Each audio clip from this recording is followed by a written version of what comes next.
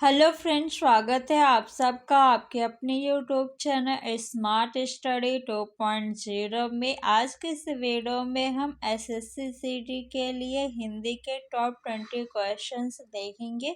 सभी क्वेश्चंस जो है आपके एग्जाम में पूछे गए हैं, तो आप लोग वीडियो को ध्यान से देखिएगा। यहाँ से प्रश्न आपके एग्जाम में सेम टू सेम आएंगे। तो चलिए फ्रेंड्स, वीडियो को स्टार्ट करते हैं। अगर आप चैनल पर नए हैं तो चैनल को सब्सक्राइब कर लीजिए। पहला क्वेश्चन है, खाक में मिलाना मुहावरे का सही अर्थ क्या है? मिट्टी में मिलाना, जला देना, नष्ट करना, प्रमाण नष्ट कर देना। बताइए कौन सा ऑप्शन सही होगा? खाक में मिलाना यानी नष्ट करना, किसी चीज को नष्ट करना। हम कहते हैं ना, अरे उसने तो उसे खाक में मिला दिया, यानी उसे नष्ट कर दिया। नेक्स्ट क्वेश्चन है क्वेश्चन नंबर 2। अमृत का पर्याय निम्न में से क्या है?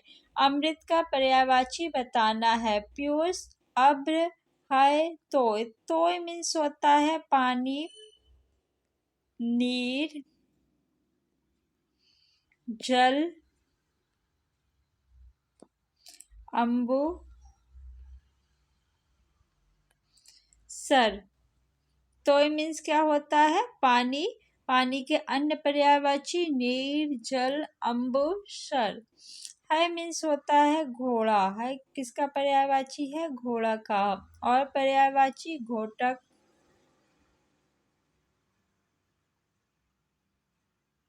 अश्व, घोड़ा, घोटक, अश्व, तुरंग। तुरंग भी किसका पर्यायवाची है? घोड़ा का। अब्र मीन्स होता है मेघ यानी बादल। अब्र मीन्स क्या होता है? मेघ यानी बादल। पीयूष मीन्स होता है सुधा, अमृत। तो ऑप्शन नंबर फर्स्ट आपका सही हो जाएगा। Next question number 3। निम्नलिखित विकल्पों में से जो किसी व्यक्ति या संस्था का प्रतिनिधित्व करता हो, वाक्यांश के लिए एक सार्थक शब्द क्या होगा?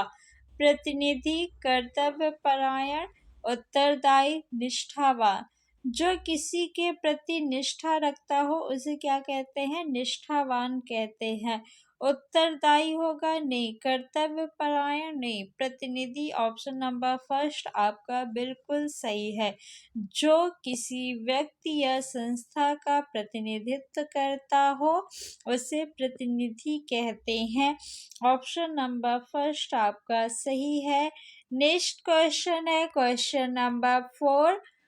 हमें गरीब लोगों की मदद करनी चाहिए। ऊपर दिए गए वाक्य में रेखांकित स्थान पर आने वाले शब्द का पर्यायवाची क्या होगा?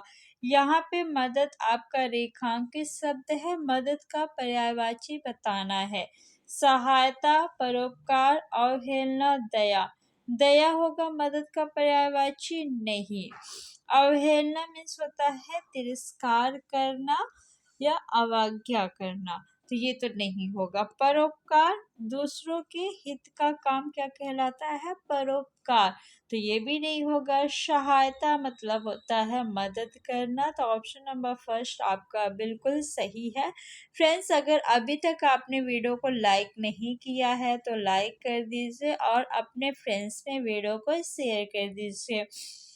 क्वेश्चन नंबर 5 है, निम्न वाक्य में रेखांकित शब्द के विलोम शब्द से रिक्त स्थान की पूर्ति कीजिए। कुरूप होना केवल बाहरी गुण है, जबकि रिक्त स्थान होना आंतरिक। तो कुरूप का आपको विलोम शब्द बताना है। मलिन मीन्स होता है गंदा और इसका विलोम शब्द होता है निर्मल। निर्मल यानी स्वच्छ, साफ। धनवान का विलोम शब्द क्या हो जाएगा? गरीब। धनवान यानी जिसके पास बहुत पैसा है और इसका विलोम क्या हो जाएगा? गरीब। धैर्य का विलोम शब्द क्या हो जाएगा? अधैर्य। धैर्य का विलोम शब्द अधैर्य हो जाएगा।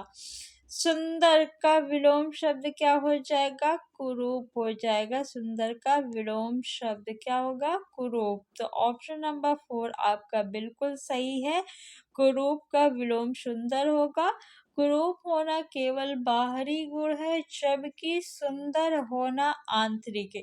नेक्स्ट क्वेश्चन नंबर 6 दिया हुआ है। निम्नलिखित विकल्पों में से किस एक वाक्य में संख्यावाचक विशेषण का उचित प्रयोग नहीं किया गया है? पहला ऑप्शन है, मैं सौभाग्यशाली हूँ जिसका ऐसा मित्र है। दूसरा ऑप्शन है, गिलास में आधा पानी बचा है। तीसरा ऑप्शन है, कार में 3 लोग थे।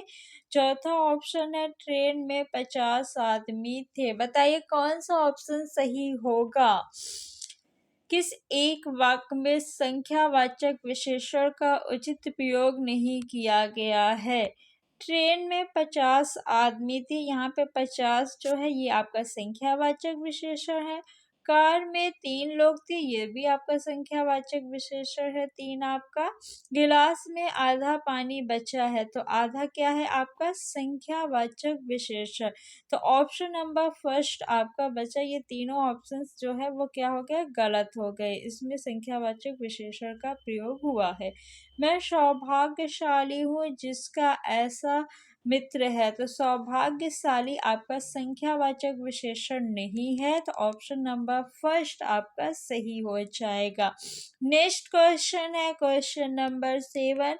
और जिन्होंने अभी तक लाइक नहीं किया है, लाइक कर दीजिए। जब आप लोग लाइक और शेयर करते हैं तो हमें मोटिवेशन मिलता है कि हम आपके लिए ऐसी ही और वीडियो बनाते रहें।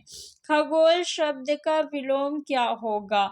पाताल, तो पाताल का विलोम तो आकाश होता है, आप सबको पता है।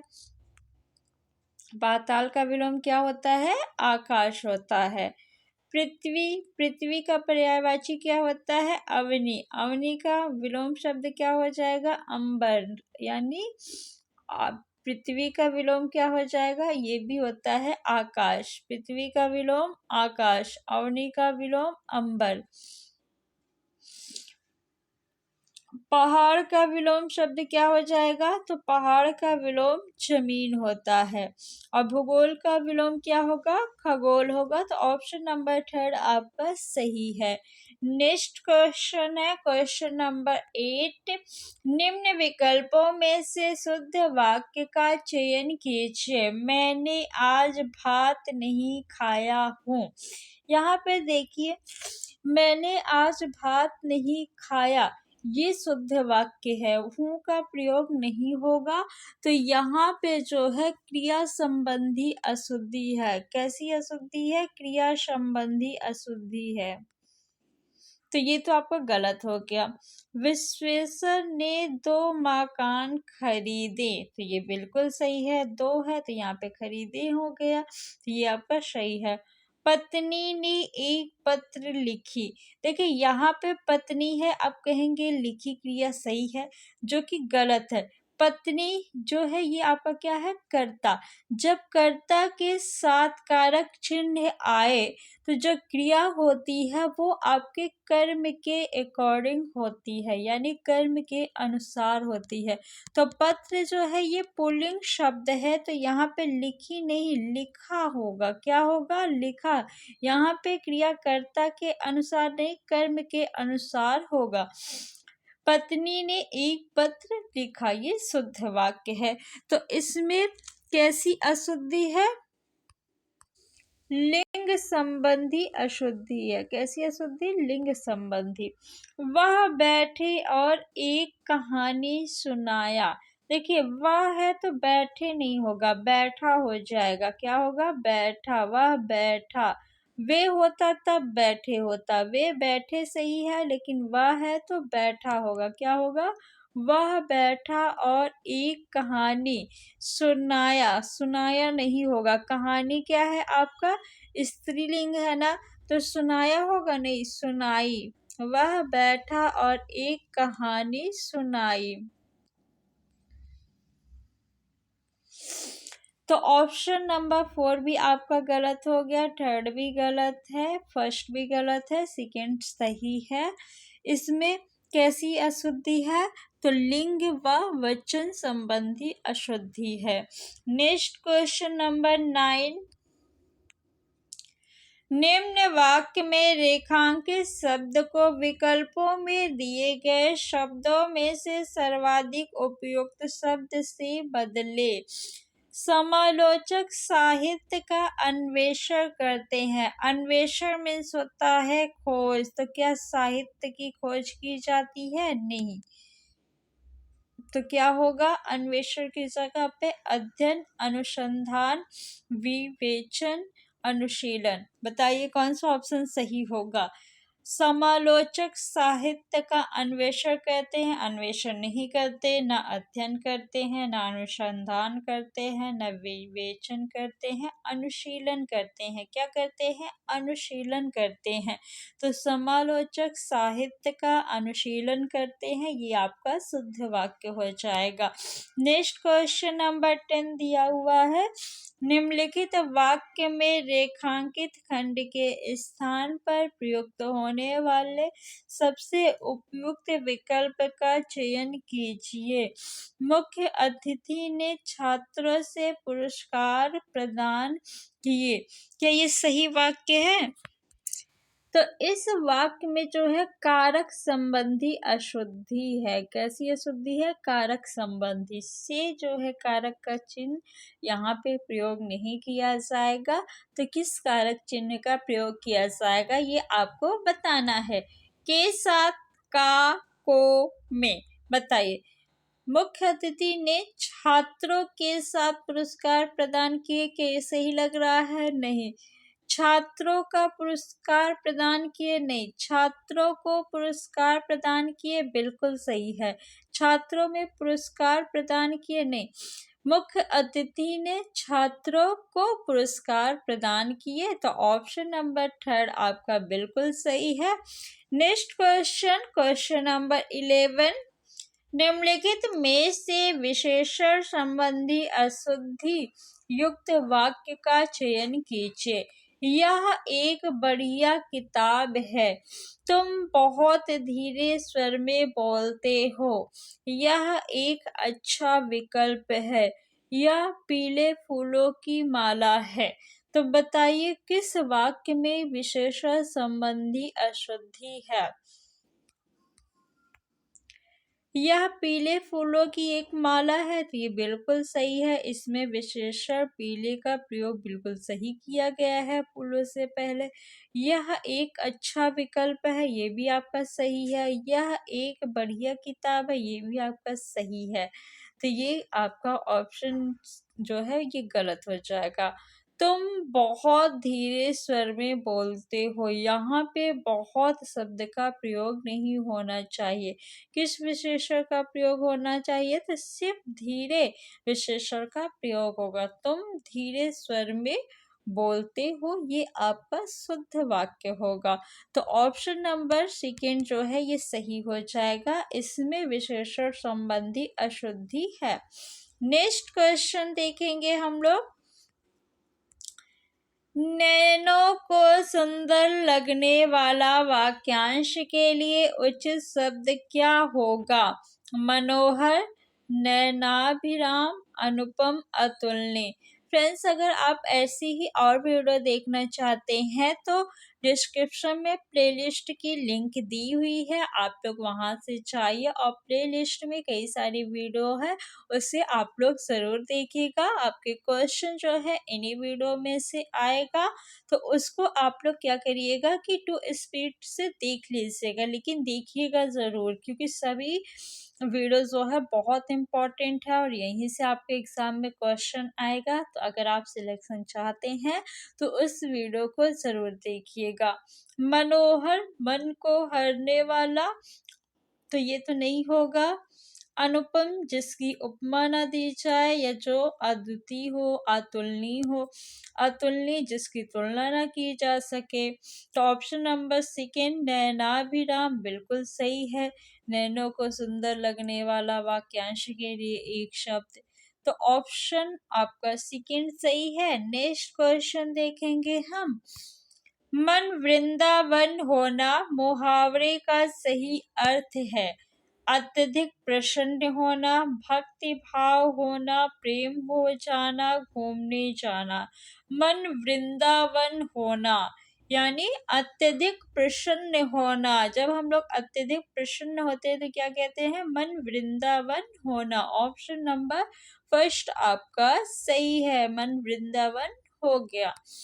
नेक्स्ट क्वेश्चन, क्वेश्चन नंबर 14, निम्नलिखित वाक्य के किस भाग में अशुद्धि है? राम और श्याम विद्यालय जा रहे हैं। यहाँ पे आपका जो विद्यालय है वो क्वेश्चन में इस तरह लिखा था, विद्यालय। आपको बताना है कि किस भाग में अशुद्धि है। श्याम, राम, रहे, विद्यालय, बताइए। तो ऑप्शन नंबर 4 आपका सही हो जाएगा। विद्यालय होता है, ना कि विद्यालय, और बाकी तीनों ऑप्शन सही है। नेक्स्ट क्वेश्चन, क्वेश्चन नंबर 15, निम्नलिखित वाक्यांश के लिए उपयुक्त सार्थक शब्द क्या होगा? सूर्य के डूबने का समय। सूर्य के डूबने का समय जो होता है उसे एक शब्द में क्या कहेंगे? अस्ताचल, सूर्यास्त, क्षितिज, उदयाचल। क्षितिज किसे कहते हैं बताइए। तो इसका उत्तर आप लोग कमेंट बॉक्स में कमेंट करके बताइएगा कि क्षितिज किसे कहते हैं। सूर्य के डूबने का समय सूर्यास्त कहलाता है। सूर्य के निकलने का समय क्या कहलाता है? सूर्योदय कहलाता है। क्या कहलाता है? सूर्योदय कहलाता है जब सूर्य निकलता है। और जब सूर्य डूबता है तो क्या कहलाता है? सूर्यास्त कहलाता है। सूर्य जिस पर्वत के पीछे डूबता है उसे क्या कहते हैं? अस्ताचल कहते हैं। और जिस पर्वत के पीछे से निकलता है उसे उदयाचल कहते हैं। नेक्स्ट क्वेश्चन, गद्यांश दिया हुआ है और एक स्थान की पूर्ति आपको ऑप्शन से करना है। 4 ऑप्शन भी दिए गए हैं। तो चलिए हम लोग गद्यांश को पढ़ते हैं और रिक्त स्थान की पूर्ति करते हैं। मिठाइयों के बाद कुछ दुकानें लोहे की चीजों की ही, कुछ गिलट और कुछ नकली गहनों की। लड़कों के लिए यहाँ कोई रिक्त स्थान न था। क्या नहीं था? आवश्यक न था, आकर्षण न था, विशेषता न था, आसार नहीं था। बताइए कौन सा ऑप्शन सही होगा। मैं थोड़ा सा जूम कर देती हूँ ताकि आप लोग को सही से दिखाई दे।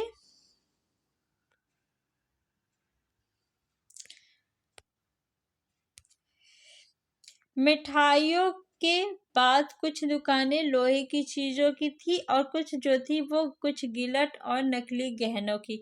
अब गहनों से लड़कों का तो कोई लेना देना नहीं है, उनके लिए कोई आकर्षण नहीं है।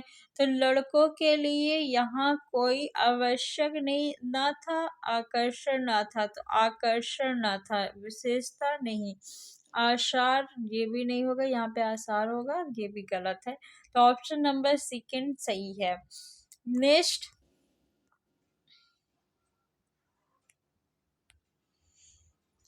वे सब आगे बढ़ जाते हैं। हामिद लोहे की दुकान पर रुक जाता है। तो सभी लड़के जो है वो आगे बढ़ जाते हैं, लेकिन हामिद नामक लड़का जो है वो वहीं लोहे की दुकान पे रुक जाता है। लोहे की दुकान पे क्या है? कई चिमटे रखे हुए थे। उसे ख्याल आया दादी के पास चिमटा नहीं है। तवे से रिक्त स्थान उतारती हैं। पूड़ियाँ, फुल्कियाँ, कचौड़ियाँ, रोटियाँ। तवे से क्या उतारती हैं? पूड़ियाँ। पूड़ियाँ तो नहीं उतारेंगी, न फुल्कियाँ उतारेंगी, न कचौड़ियाँ। रोटियाँ। ऑप्शन नंबर 4 आपका सही है। नेक्स्ट,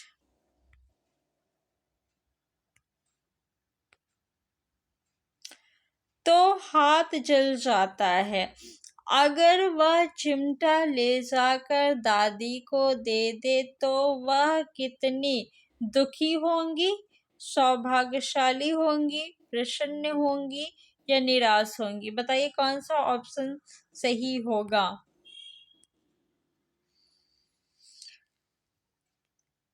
दुखी होंगी नहीं, सौभाग्यशाली होंगी नहीं, निराश होंगी नहीं, प्रसन्न होंगी। क्या होंगी? प्रसन्न होंगी। नेक्स्ट,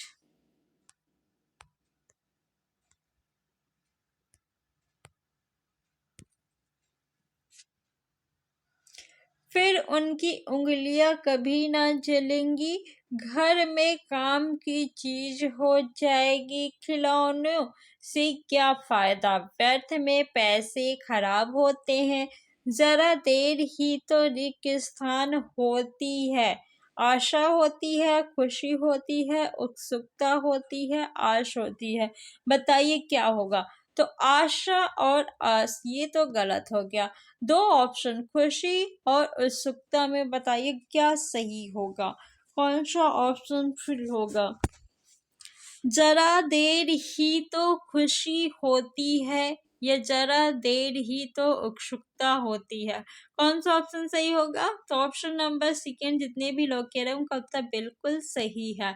फिर तो खिलौनों को कोई आंख उठाकर नहीं देखता, ये तो घर पहुंचते पहुंचते टूट फूट कर बराबर हो जाएंगे। क्या? खिलौने, खिलौने जो है वो घर पहुंचते पहुंचते टूट फूट कर बराबर हो जाएंगे।